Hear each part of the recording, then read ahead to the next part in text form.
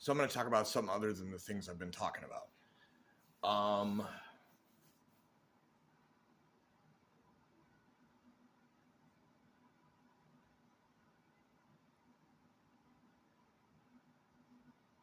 I got a new 2-in-1 cart today and pulled up 2 loads of firewood from the stacks down in the woods. And I also got the new chain on the chainsaw, was able to cut all of the log segments on the big fallen trunk on the northern side, and then went down and cut one that was, oh, let's see, I went through 2 tanks of gas. The first tank of gas, I realized I had the chain on backwards. So I managed to cut a segment off with the back side of the chain, meaning that the actual proper direction was so perfectly sharp. So it was like a new chain starting off. A lot less smoke that way.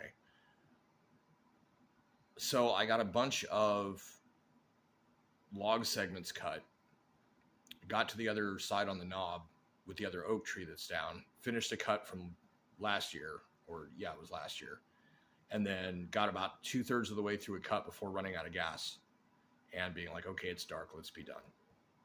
There are going to be 3 or 4 more segments off of this log, and then there's still 2 or 3 standing that I haven't decided what height to cut, or if I'm going to leave that trunk high up and let the squirrels use it or whatever. But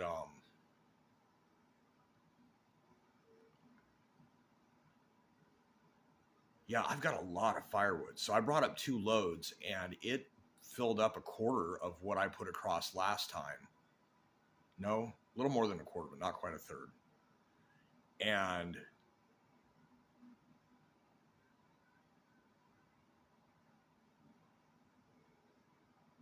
like, I've got more than last year's worth of wood without even splitting these ones down on the knob, but I'm going to bring all the segments up, I think.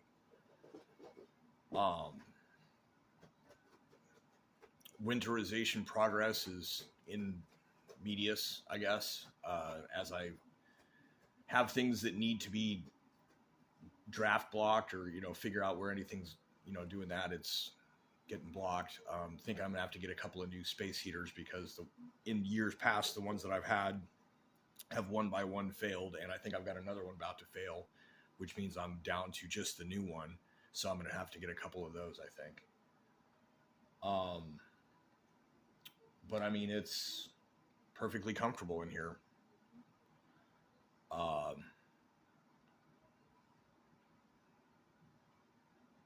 Going to be putting up some kind of snowdrift fence in case it does snow this year in any heavy amount. That way I don't have drifts blowing straight across where I got to walk. And also, I've noticed while I was out doing the firewood and a little bit of lawn work,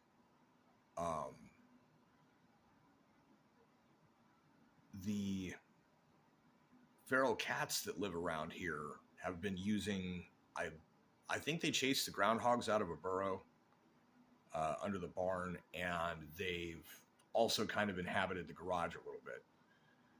So I started stacking out some of these empty cat litter containers, and because there's quite a few, and started stacking them out there, the perfect height to help kind of block some of the entrance openings underneath the corn crib side of the garage. And I also placed a big cardboard box in there in a way that should be kind of safe to keep warm in. There is this very long-haired wizard cat that's kind of a tux cat, and he's got a white vest. It's crazy. When I leave some of the uneaten pizza out and about the fire ring, I caught him getting into it this morning, which was the intent. And so they're burrowing out under the barn. Well, there is a burrow under the barn. They're staying in there. And then there's a number of places that they're able to take some shelter in and around the garage without me really building a cat shelter or anything. I did notice there is One, I think, is a female that was the mother of a litter. There is an adolescent that is maybe a year and a half old that is a interesting gray tabby, and a little black kitten that I saw in the garage today. So this is why I was like, I'm going to start, making sure that there's some shelterable areas, and I think I may put some kind of a cat igloo or something in the garage. But this thing was small. Yeah, I could have held it in my hands. I'm not bringing it in. It's a feral cat. It's got its family unit, but they're out there apparently. So that's an interesting thing.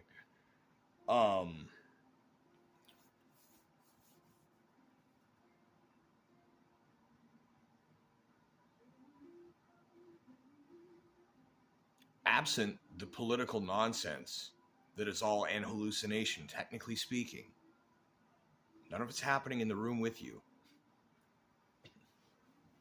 Is the politics here? Can you point at it?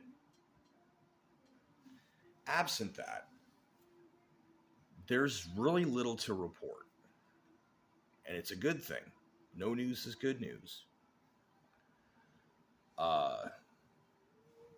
Season's progressing. Things are the way they are.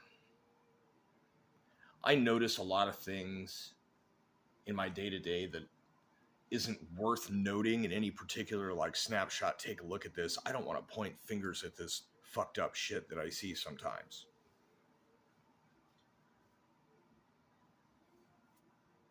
I went into the cell phone store to get a new phone. This is a video on the new phone. You'll notice it's either a different screen resolution or some other kind of quality or color difference. I haven't figured out any of the adjustments on these yet. This. So this store is corporate. It's a corporate store. They've got all the corporate shtick. And so before it was mask mandate inside and all this other stuff. And then after a while it stopped being like that because nobody was really enforcing it. And then, it ceased to be a thing on the doors or whatever. But there's a little sticker on the door of this place that's got some, I don't know if it's like I got a text message saying that anybody that was sending text messages to either Gaza or people in Tel Aviv or anywhere in Israel or whatever, that whole region, like if you're texting there, any international feeds or whatever's are going to be waived for the next 30 days to help keep connected with your family or whatever. And so there was some kind of a mission statement thing on the door like that with a little, it was part of the same unit, but I believe it had like a little bright white with black text or whatever. It was, dark text on light background, which the other was the other way around, with this little something or other connectivity and with each other. But it was like, and with each other again or something. The wording of it was one of those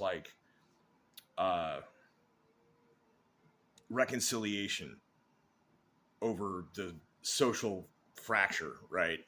And so the thing is, I've come to understand that it's a trigger that I have to just get worked up about, nah, fuck that. But I can't be like that.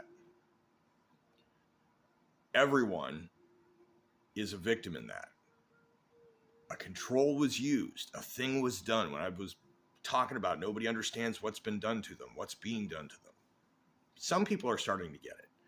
Other people are not. But the thing is, yeah, we can't just get crazy at each other. But at the same time, putting that shit on a corporate thing or on a door is actually going to kind of word people toward, doing the opposite, because that's some goofy bullshit. Like, who believes that? Who looks at a corporate sticker on a corporate store door operated by the company itself that, this ain't, Dave's store that also does cell phone. This is cell phone store. Who the fuck walks in the door and sees that and goes, that makes sense? I mean, obviously somebody that's, able to be brainwashed, I suppose, too. But it's wild. Walked into the store past that going, oh, that's kind of weird. Waiting a long time because it takes a long time, but whatever. It was a whole thing. Some other lady was kind of, mouthing off about how long it was taking. I just was pointing out to all the people that were lining up, like looking like, hey, yeah, we're going to move through here. And someone's on the phone. Yeah, I'm going to be in and out of here real quick. And then I'm like, oh, you poor thing.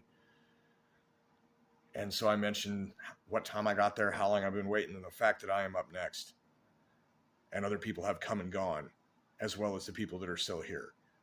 And the thing is up, and I go and do it. I'm like, cool, man. I'm like, it takes time. It's a thing. It's whatever. I got a pretty easy sale for you. And she had a algorithmic thing drawn up. What's up, baby? What? Yep. It's a ball. She just brought a fuzzy ball that she plays with. What's up, baby?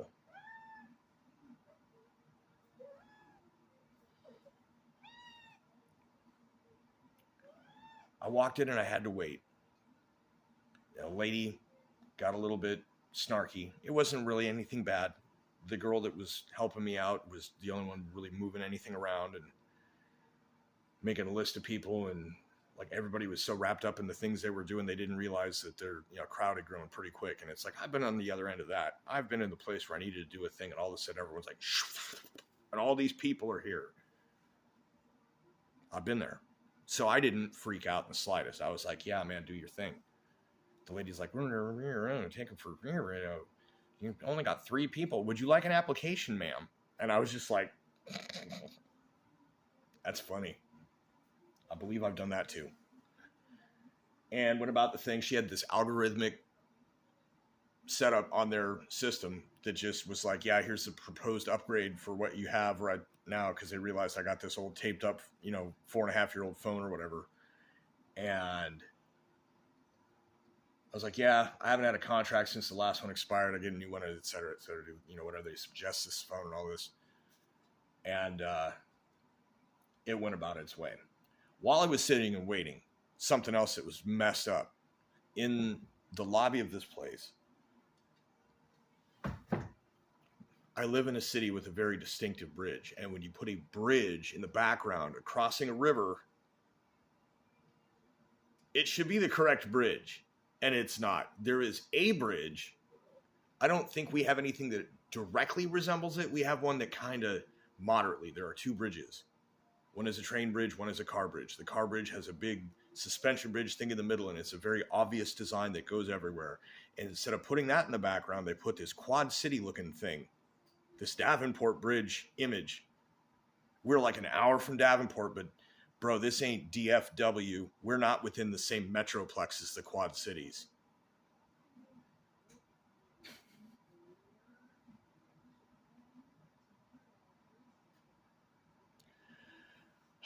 So that's the kind of stuff I notice. That's everywhere. It's like they live, like just being able to see it.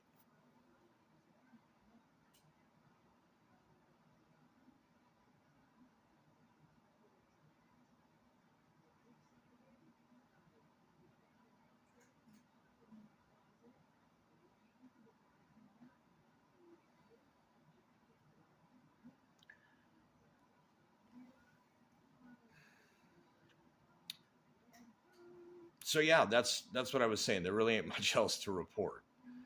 Um, things are smooth.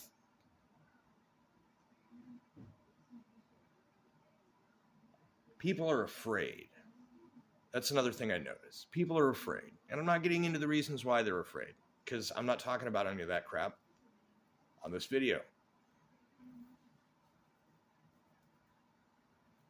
But they are afraid. And it's an addictive fear.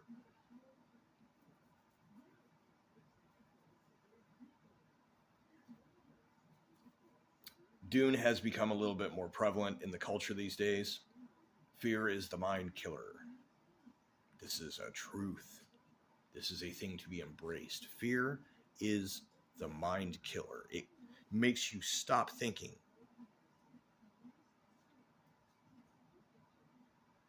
So the way the the litany goes, I must not fear. Not I won't fear. I will not. I shall not. I must not. It is essential, determinative that I not fear. Fear is the mind killer because fear is the little death. It's an orgasm of the mind. It's a mental endorphin release, and those are addictive. And it leads to complete obliteration in the literal sense of the word, crushed into nothingness.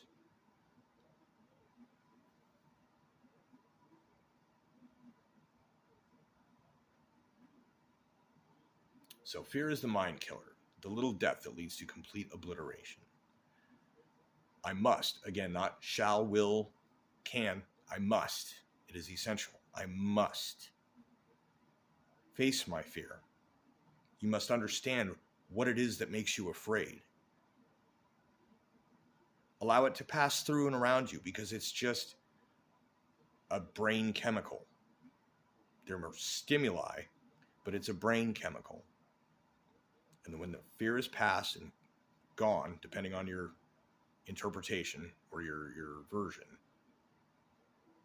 I will turn my eye inward mentally to where the fear had been.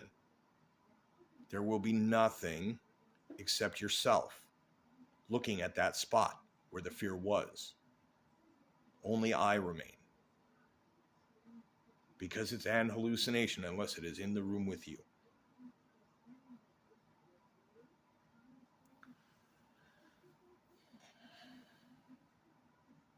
And then you repeat it. You make it a natural thing to concentrate, focus, meditate on until you don't need it, until you feel fear. And then you're like, why am I? Fear is the mind killer. I must not fear. People are afraid on some levels.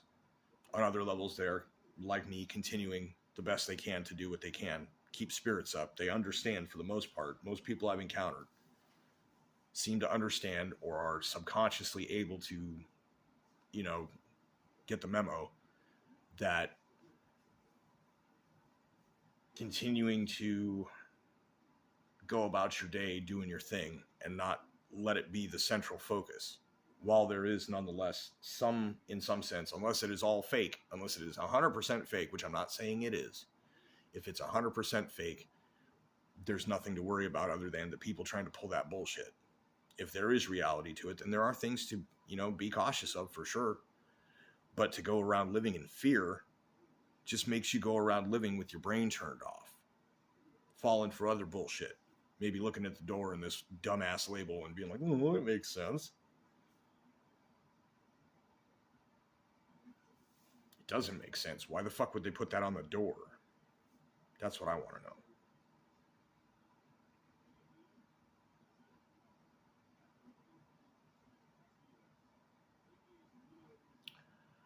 I believe sometime in the next day, when the sun is out, I will get some footage of my oaks with their golden leaves, because it's not been windy enough to knock those down yet. They've just turned, and I'm thinking probably tomorrow.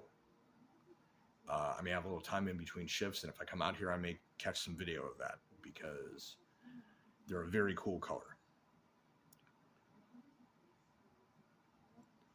Well, that is all I have for this video then. I'll figure out what to title it.